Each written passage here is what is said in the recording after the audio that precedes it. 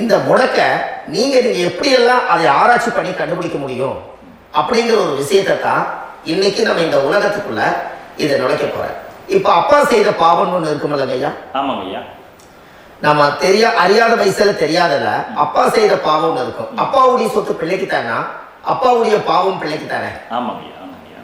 என்னங்க ஐயா? ஆமாங்க ஐயா. சரி, அப்ப தாத்தா இருக்கிறாரு, தாத்தாவுடைய கர்மா உயிர் எங்க எழுதி வைக்கிறாருங்க? அப்போ மகனை பெற்றுறாரு. அப்ப தாத்தா மாதிரியே முகம் இருக்குது, தாத்தா மாதிரியே அவருடைய நடை உடை பாவனை இருக்குது, அவர் தாத்தாவுடைய ஜீனு தான் அப்படின்னு இவர் சொல்லும் போது, அப்ப தாத்தாவுடைய சொத்து பேரனுக்கு சொந்தம்னா தாத்தாவுடைய பாவம் எங்க போகுங்க? பேரனுக்கு தான். Very good. அப்ப இந்த அப்போ இந்த கர்மம் எப்படி டிரான்ஸ்ஃபர் ஆகுதுன்னு உங்களுக்கு தெரியுதா?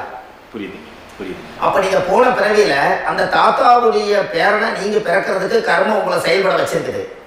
அதனால நீங்க தாத்தாங்கிறீங்க. அதனால இந்த கௌரவமே எங்க தாத்தா சம்பாதிச்ச சொத்து, நான் தான் அனுபவிக்கணுங்கிற விதியை நீங்க உருவாக்கிறீங்க. அப்போ இந்த ஜாதகத்துல அந்த உள்வினை தோஷம் தான் ஏதோ ஒரு வழியில உங்களை கர்மாவை செயல்படுத்துது.